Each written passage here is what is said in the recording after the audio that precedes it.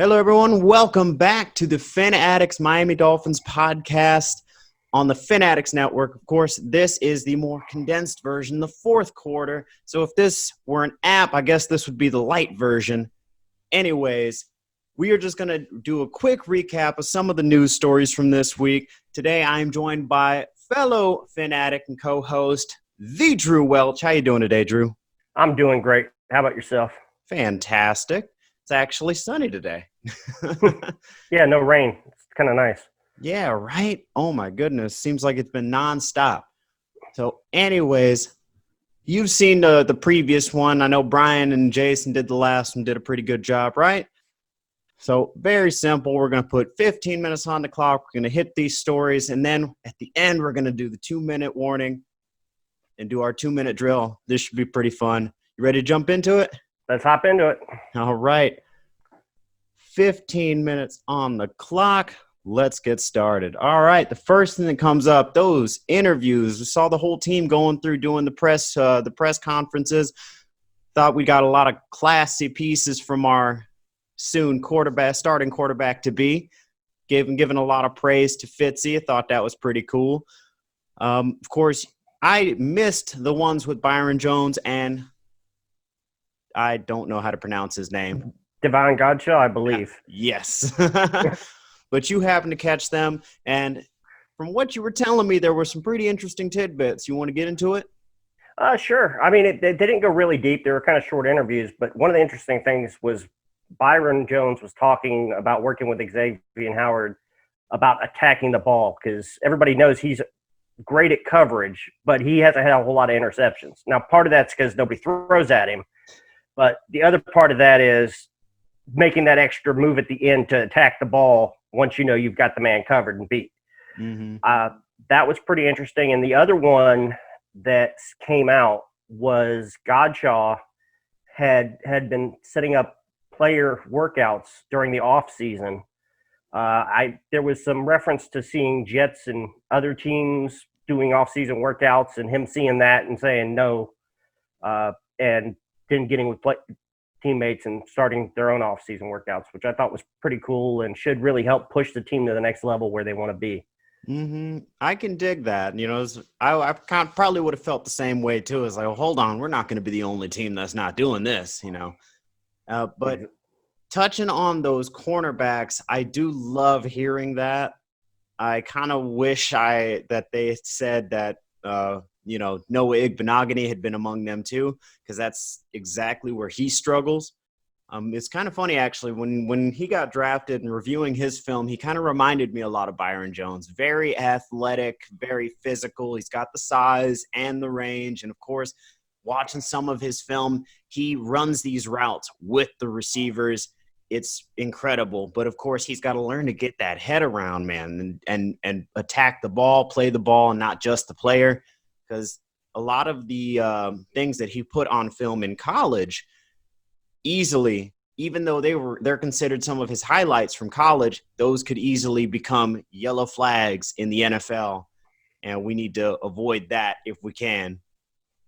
Agreed 100%. Yeah, the NFL, and I think all CBs, though, if you go back and look at their college tape, they get away with a lot more. And obviously, because of that, coaches aren't coaching quite as hard as they're going to in the NFL because if it's not a penalty, they're not too worried about it. Exactly. It does warm my heart, though, to see that everybody's working so hard, given it's such an odd season and there's, less structure. And they're kind of leaning on these players who are going to be self-reliant, the ones who are going to be like, you know what, I want to get better and I see where we need to improve. Let's get out there and do this. That's good to see. Shows discipline. Absolutely. The only other thing that would have been nice is Fitzpatrick was nice enough to loan Tua his jersey to come out with, but if he could have loaned him the beard too, that would have been great. I agree. Maybe if he could have given Deshaun Jackson a shout to get that outfit from back when he was with Tampa Bay, that would have just been the one thing that would have pushed it over the edge. I would have been so on board for that. So let's look at this. So recently, earlier this week, it was announced that the Patriots have signed a former Miami Dolphin that we all should be fairly familiar with, Lamar Miller. Do you recall? I recall Lamar Miller, and I also recall, just like every other decent draft pick we've had up till recently, they waited till they hit free agency to start doing bidding, and then got outbid, which has been the go-to thing for the team for years. I will say he is coming off an ACL injury. He was a faster back, so he wasn't he ran between the tackles, but in space is really where he was dangerous, and you got to see if he's going to return to that form. Right. The question being, does he still have that burst, that same explosiveness? Because that was one of the concerns, even when he was still healthy, even when he was with Miami, was, does he have the burst and acceleration to be able to get up through the hole, through the line, and between the tackles? And I think that was one of the reasons why they waited so long and they dragged their feet to actually offer him a contract to stay. And, it makes sense. And even when you saw him out in Houston, he still kind of was that same way, a little bit more scat back than just speed and power. So it's going to be interesting. How do you think he affects New England's running back room? Do you think he improves it? Actually, not a whole lot, to be honest with you. I mean, they've got they're pretty stacked at running back. So that's one of the few positions they're stacked at. It was kind of interesting to see that their 7th round pick decided to retire right around the same time. So, I agree. Very curious, man. I mean, what do you think led to that? I don't know. Probably the same thing that led to like 10 players opting out from the Patriots, and that being like a third of the league opt-outs at the Patriots. I mean, seriously, they were stripped down to the bare bones this offseason. What the hell? I have no clue. I don't know exactly what Bill Belichick's doing down there, but it does make you kind of curious. You have to wonder, did they all just lose faith? Does nobody believe in Cam? I mean, but then again, a lot of these opt-outs happen before they even sign Cam, so I don't know. Cam may have to play O-line as well, though, so that should be interesting to see. Yes, but it looks like the offense is just going to be him and the running backs. Oh, that's so curious. But I always find it interesting when New England, well, I guess we're so used to seeing former Patriots go to other AFC East teams. It's very interesting to see New England pick up a former AFC East player from somewhere else, It's not very often that we see Dolphins go there. Well, not experienced Dolphins. I mean, we've had several younger cut players. Chris Hogan. I can't remember his name. Ran for 200 yards, and then they benched him. It's eluding me right now. Yeah, the Philbin years. Mm-hmm. I think we kind of tried to erase those from our mind. Maybe part of that. For real. But yeah. So I mean, that's not uncommon. But as far as veterans, but then again, a lot of Miami veterans haven't really worked out. Well, there was the Wes Welker thing too. Yeah, that was a rough one, which they basically stole him. Oh, so yeah. for those that may not be as familiar or kind of newer fans, I know we've got a lot of those, especially since Tua joined. Mm-hmm. What happened back then was Wes Welker was a restricted free agent with a second-round tender. So he went to the Patriots, and the Dolphins had the right to match any deal the Patriots made. So the Patriots made a deal where they would give him $1 million bonus for every game in Miami. So Miami had the right to match that, but that was $1 million for the Patriots and $8 million for Miami. So there's a rule against it now.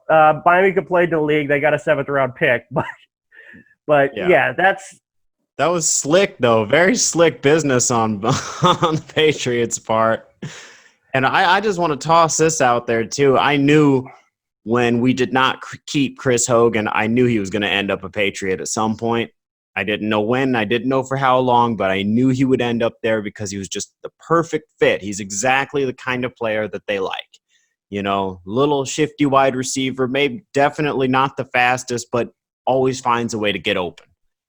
Yep, and good hands. That's a big part of it too. Is does not drop balls. No, did appreciate that, which I guess leads us to our own roster and all of this roster churning going on. And what was that you said to me before we got started recording? If I didn't know better, I'd say Brian Flores and Chris Greer were Amish because of the way they churn. And boy, do they churn. My goodness.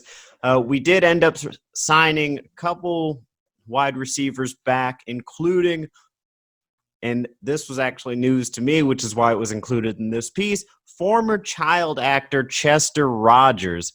Now, you also might remember him as playing for Indianapolis. I think he played for the Steelers. Now, I know I saw that look that you gave me. Now, his claim to fame, though, was that he got a kiss on the cheek from Gabrielle Union when he was a child in a small film, the name of which I cannot see right this second. Gotta love the Palm Beach Post. But what do you think of that? What do you think of getting him back? I think for the most part, he's probably just a camp body. However, with the amount of losing both Hearns and Wilson, it is possible that maybe one of these guys ends up as the fourth or fifth wide receiver. Because as we know, the way Flores runs things, everybody's got a shot. And he'll churn and churn and churn and churn till he finds a Zach Sealer or whoever the next one is. The one position you don't want to be in Miami is that bottom 10. Yeah. The bottom 10 of the roster, you could be out and in 5 times. And I think the one advantage to that really we have, especially this year, is all this churning turns into all these players that are familiar with the system. So just like last year, when they need to pick up a player for 2 or 3 games, there is no team better set by practicing this last year that if 4 or 5 players have to opt out of it or are pulled out of the game because they test positive, to put 4 or 5 new players in there and still be ready to attack. That is a very good point. I mean, I can't think of a team that has ever churned. I mean, obviously, I've always paid more attention to the Dolphins, but the churning is unbelievable. Yeah. So it is very interesting. We end up with all these players floating around in limbo that if we have to break glass in case of emergency, they're out there and they're available. They can come get plugged right in and get started. And, I mean, that's invaluable. And especially in the case of wide receivers, because I think that was one of our most ravaged groups last year. The ones that were taken out by injuries was our wide receiving core. So to have that amount available that we could just plug and play potentially, I don't want to get all carried away now, but that's just the way it looks. Now, I will say I agree with you on the premise that chances are these 2 guys. I think the other one was Ricardo Lewis that got signed back. They're most likely just camp bodies, just guys to fill these spots for now. And because I think it's a very steep climb for them to try and claim that the 4 or 5 role versus even these rookies, even the undrafted ones. As we know, Kirk Merritt is an athletic freak. And we all came to the same consensus, the Miami Dolphins Twitter, that once Albert Wilson opted out, Kirk Merritt's probably making this team. Yeah, because they're aiming – well, everything's not just about this year, too. It's about the next couple of years. But, if you're Ricardo Lewis, I'm pretty sure you're pretty much out because they looked at – here's our depth in our roster spots, and you're the bottom of that, so you're gone, when they still had Hearns and Wilson. So, yeah, that brought him back up, but only because 2 people came out. So he's still sitting at the bottom of that list. You also they're trying to work out, trying to make sure they've got 3 QBs they're working on, teaching a new offense to. Well, 2 they're teaching a new offense to. So there's that involved. The only people who actually mentioned Josh Rosen's name I've noticed are Fitzpatrick, and I think he only mentioned it like once. Tua mentioned his name a couple of times, though. So it seems like they're building a good relationship, which is good because it could it would be nice to have a solid backup that isn't really pushing for a starter spot right now. And it seems like Rosen's actually comfortable from the outside looking in. Yeah, it appears that way to me too. And I don't want to say that he's gotten a little complacent or anything, because I can't speak for what's in a man's soul, but I wouldn't blame him if he decided that, hey, you know what, I kind of dig being in Miami and I don't mind being a backup. Like, the money's not the most important thing in the world to me, and I don't mind being that support system, being a part of it. Well, the pressure when you're a backup is so much less, because if you go into a game and you win the game, it's all upside. And if you lose the game, you're the backup. Everybody knows you're the backup. So there's not as much pressure there. So you can kind of walk in, wing it around, and if it goes south, it goes south. Whereas when you're the starter and you start winging it around like that and something goes south, people are really, really angry. Yeah. They're like, why is he our starter? If we have one of those 6 interception games with Fitzpatrick, you'll see it this year. Exactly. He will find himself back on the bench so fast, and you will see how quickly the fan base turns against him. Oh, yeah, in a split second. All right. Well, that wraps up our 15 minutes. Are you ready to do the 2-minute drill? Let's roll. This should be a lot of fun. Now, these are just some rapid-fire questions. They are designed to be gotten through pretty quickly. And I just thought it might be a little bit of fun. Audience gets to know you a little bit better and stuff. All right. So 2 minutes on the clock. You ready to go? Let's do this. Okay. Hot dogs or hamburgers? Hamburgers. Cats or dogs? Dogs. Favorite color? Blue. Favorite season? Spring/summer. That's fair. What was your first piece of Dolphins merch that you acquired? I'm trying to think back. I believe it was either a hat or a jacket. Right on. If you had $1 million deposited into your bank account right this second, what's the first thing you'd buy? First thing I would buy? Shoot. Probably pay off my daughter's wedding coming up next year. That's a very sweet answer. You're a good dad. All right. So check this out. Would you rather have to run naked through your nearest grocery store or sing the national anthem at the Super Bowl? I would rather sing the national anthem at the Super Bowl, to be honest with you. Oh, that's funny. How come? Well, you figure either way you're going to be on the news, but at least if you screw up at the Super Bowl, you're nationwide news. And there's no such thing as bad press. That's a great answer. Thank you so much. That was all I had written down, and you still had 25 seconds to spare. Well, I can be a minute man when needed.